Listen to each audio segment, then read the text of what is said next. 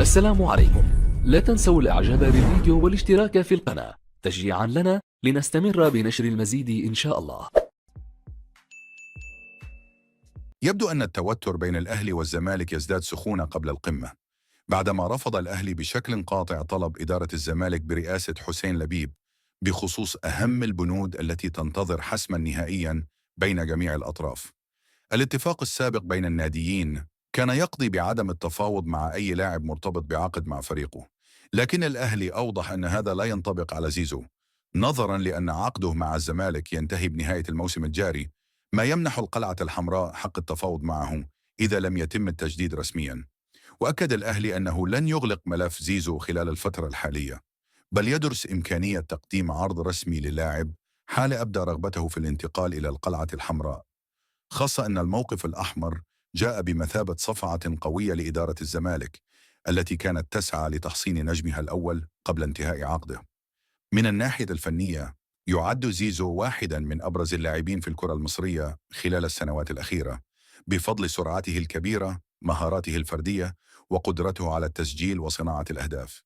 الدولي المصري يمثل عنصرا هجوميا متكاملا يجمع بين القوة البدنية والدقة في اللمسة الأخيرة، ما يجعله خيارا مثاليا لأي فريق يبحث عن تعزيز جبهته الهجومية. الأهلي يدرك جيدا أن امتلاك لاعب بإمكانيات زيزو سيضيف قوة كبيرة للفريق، خاصة في مركز الجناح الأيمن الذي يحتاج إلى تدعيم هجومي أكثر تأثيرا، كما أن خبرة اللاعب الدولية سواء مع الزمالك أو المنتخب الوطني تجعله خيارا مثاليا لدعم الفريق الأحمر في البطولات المحلية والقارية.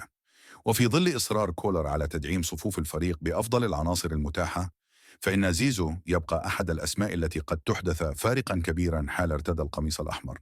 الأهلي يعلم أن هذه الصفقة لن تكون سهلة، خاصة مع تمسك الزمالك بنجمه الأول، لكن الإدارة الحمراء تضع كل الاحتمالات على الطاولة، خصوصا مع انتهاء عقد اللاعب واقترابه من مرحلة حسم مستقبله. كشف الإعلامي أحمد شوبير مقدم البرامج الرياضية على قناة النادي الأهلي عن قرار جديد اتخذه مجلس إدارة القلعة الحمراء بتعيين متحدث رسمي لقطاع كرة القدم في إطار خطط التطوير المستمرة داخل النادي. وقال شوبير خلال برنامجه عبر قناة الأهلي: إدارة النادي اختارت محمد ثابت ليكون مسؤولا عن شؤون الإعلام بقطاع الكرة والمتحدث الرسمي باسم كرة القدم في النادي.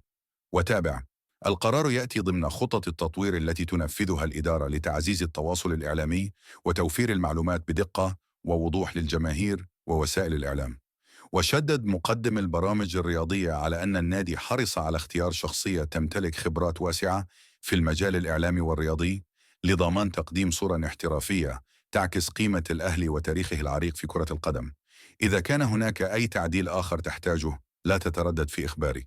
أعلن السويسري مارسيل كولر المدير الفني للنادي الأهلي عن قائمة الفريق التي سوف تخوض لقاء القمة أمام الزمالك غداً في بطولة الدوري المصري بالجولة ال15.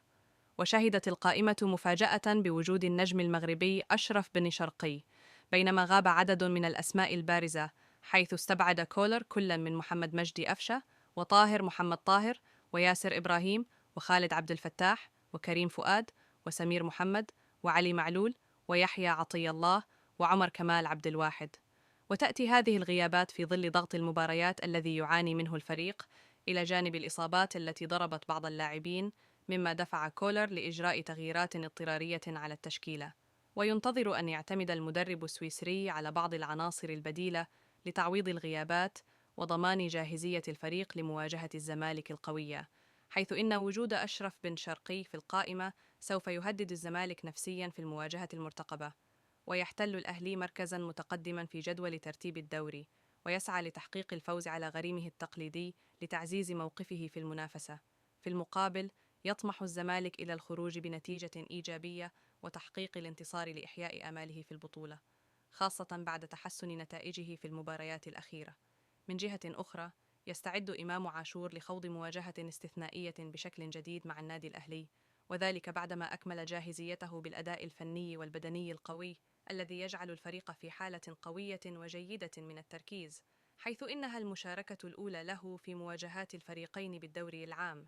يذكر أن لقاء القمة بين الأهلي والزمالك دائما ما يحمل طابعا خاصا، حيث يمثل اختبارا حقيقيا لقدرات الفريقين، وينتظر أن يشهد اللقاء إثارة كبيرة سواء على مستوى الأداء الفني أو التكتيكي.